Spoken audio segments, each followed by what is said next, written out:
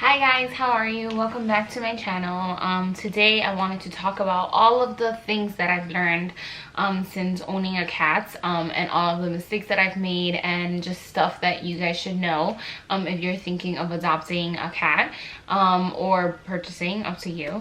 And the reason I wanted to make this video is because I made so many mistakes and I watched so many YouTube videos on cats so that I could learn everything that I could, and so I wanted to give you a few tips and tricks. So I got Julie. She's my cat. She's 7 months old. She's the one biting on my makeup. I got her last year, and it was a weird story, but basically her mother passed away in my yard, and I didn't know that she had kittens, and my dad buried her, and then about 1 or 2 days later, all these this litter came out, all these kittens. It was about like 4 or 5 kittens, and then my cousins adopted some, their boyfriends, and then I found Julie 2 days later under one of the kitten toys. So she was about, the veterinarian approximated about 4 weeks old, 3 or 4 weeks old. She was very little. Usually you're getting, if you're adopting your cat, you're getting them a lot later.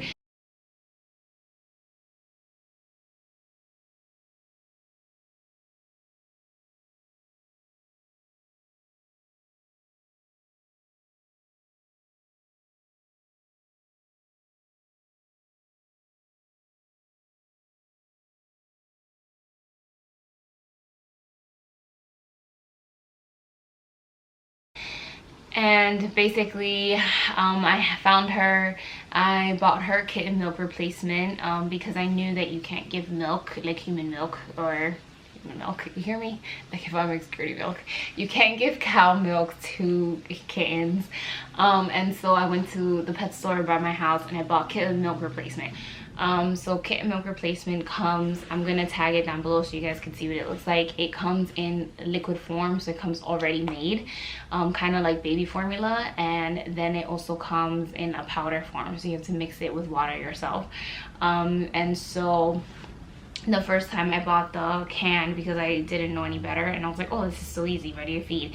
But it's also hella a lot expensive because the can is about, I think it's like $7 or $8, and then you have to, it expires in like 2 days. So like Julie was little, so she wasn't drinking that much milk, and then I was feeding her during like many times throughout the day, and it's better to buy the powder so you can make it like whenever you want, and it's a big can so it lasts a long time.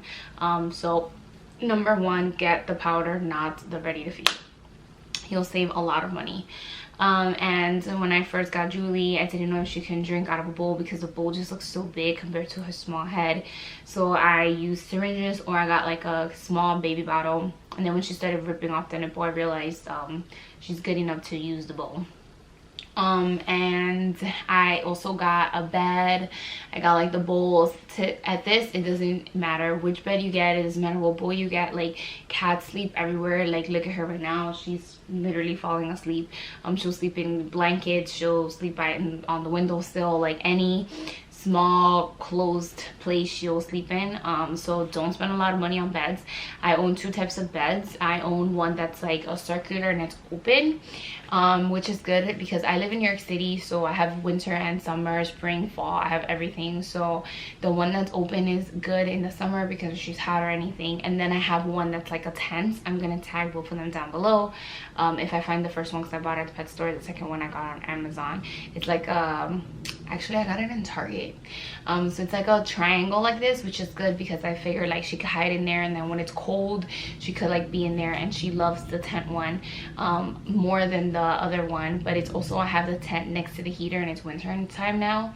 And then the bigger one I had in my roof, like near my roof in the inside of my building, and she like tried to drag it down the stairs down to put in like in the hallway or the basement. So I put the second one in the basement, and I have like blankets on it. And I also own 2 litter boxes. And depending on like how big your house is, I own 2 litter boxes because she's always in the stairs, and I didn't want her to have to come up 3 flights of stairs if she had to pee and she was in the hallway. So I have one in the basement and one in the 3rd floor. And the litter boxes that I have a covering at the top. I'm going to again tag it down below, and that is good to have because she will kick litter out of the box all the time. like it's such a mess. And that's another thing, if you're gonna have stuff around the litter box, make sure they're cleanable things, or make sure that they're not really important things, because they smell and they kick everything out of the box. Another thing that I didn't know is that sometimes they have fleas. So Julie had fleas. I didn't see them for about 3 or 4 weeks. I'm gonna say like when she was like 7 or 8 weeks old. Her whole face, I like picked her up and her whole face was covered in fleas, and it was crazy. I was like crying. They were like all over her eyes. I like stuck her in the water, which do not do that. The reason that that's not good is because when I did that, all the fleas rushed more to her head, because we're running away from the water. And of course I didn't have her head like under the water, I had her body under the water, so they all ran to her face. So when you discover or you see fleas on your cat, you should get the flea shampoo. I couldn't do that because the flea shampoos are all for over 12 weeks old, and Julie was like 8 or 7 weeks old. So I actually did get the shampoos. I went to Petco and the guy was like, oh yeah, these shampoos are great, and I couldn't use any of them. So read your directions carefully. So I always watch the Kitten Lady and Jackson Galaxy. They're great. They're great to watch. They're very informative. They're very knowledgeable. And so you should get dish soap. So I got Dawn dish soap, and you mix it with a little bit of water and you create like a ring around their neck. So when you're gonna take them a bath, you have to use that Dawn dish soap, or I was using baby soap also, but the Dawn dish soap with a bit of water, you make like a ring around their neck so that the fleas, when they try to go up, they like don't pass the soap, so that all of them don't rush to her head. But I like panicked when I saw it, and I like just put her in the water and like try to like take them off with my hand, which is another thing, fleas jump. So I had to use like a tweezer and pluck them and then like stick them in the water so it can go down the drain, or like put them on a tissue paper. But I literally got like over 50 fleas, so it looked like she already had them, but I didn't notice them for a while. And it's so scary to think about it because they could suck the blood out of her and give anemia, like give them anemia because they're so little. So I used Dawn dish soap number 2 that I learned, and if you can't use the flea shampoo like now, but I use Frontline for cats, and it's like a 3-dose thing, and I use it once every month, and I use it for cats under 6 months, and I've been using it ever since Julie got fleas. I put it on her in her neck once a month just in case, after I felt that I had gotten rid of the fleas. I used the Dawn dish soap and I took her like 2 or 3 baths. So another thing is like cats don't need baths apparently, but I do take Julie a bath. I took her a bath when I first got her because she was very dirty and she had like stuff in between her paws and all that stuff. So I took her a bath when I first got her. I used like baby soap, and then I took her a bath when I found the fleas. I took her a bath the second day after the fleas just to make sure that I had taken off as much as I could of them. And then I took her a bath like 5 months in, like just to make sure that she was clean. And they hate baths, like Julie hates baths, but after a while she lets me do it and then I clean her up. Another thing about cats is like their claws will grow, like their nails will grow, and it will hurt. So I of course am not for declawing cats, which some people do. I would never declaw my cat, but I do cut her nails, and the reason is because she'll start climbing up me so I can carry her, and she'll like claw me, and I'm very allergic. So even if you're not, it hurts, but I will develop like swelling and stuff where she would claw me. So I cut her nails every few weeks. The way that I do that, the best way to do it is literally take a towel and wrap her up in a towel, like all her legs and her feet, and then I like take out one paw and I start cutting them. And she feels more comfortable that way. It's easier to control that way. She's not like running around climbing everywhere, and I feel like once you start doing it as soon as they're little, they get more accustomed to it and used to it. She still gets mad after I cut them, like she doesn't want to be near me, but it's fine. It is what it is. Like she's like a teenager at this point and I just allow her. The third thing is cats do whatever they want. She never does anything that I want her to do. She does whatever she wants. She goes wherever she wants. They govern their life. If they want to be near you, they'll come closer to you. Like when Julie wants to be close to me, she wants me to pet her, she like comes on me and starts purring. That's another thing. I thought they purred from their mouth, but they don't. They like, their whole body vibrates.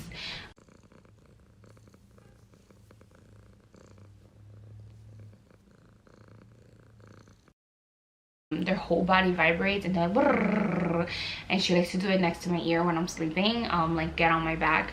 And they're supposed to do that when they're, well, they say that they do that when they're happy, and sometimes when they're like annoyed, but she mostly does it when she's happy, because she like closes her eyes and she just like looks so peaceful when she does it.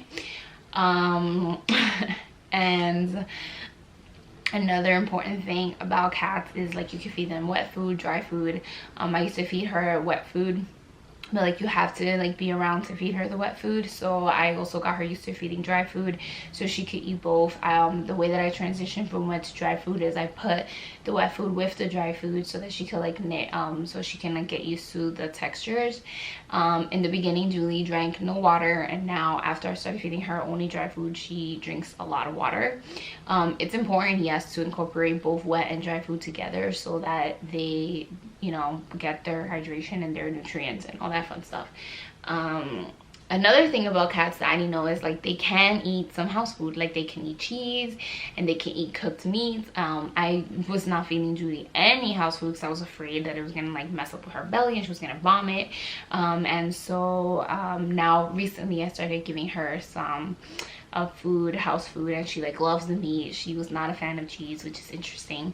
And yeah, that's mostly stuff that I know. Another thing about cats is that they are like natural predators, so like if things are moving, they're watching it. So if I'm moving my hands like this and she was sitting here, she would like run and attack me because she sees that it's moving and she thinks that it's prey. So that brings me to my next point. Don't spend a lot of money on toys, because Julie has so many freaking toys. She has like mice, she has like balls, she has like things that make noise, and yes, she plays with them, but like for like 5 seconds. She plays with it for like 5 minutes and then she's like over it. And I don't like, she doesn't have another cat here, she doesn't have any other animals here, so like, and if I'm not here to play with her, people do play with her, but like for a little while. So she doesn't really like to play by herself.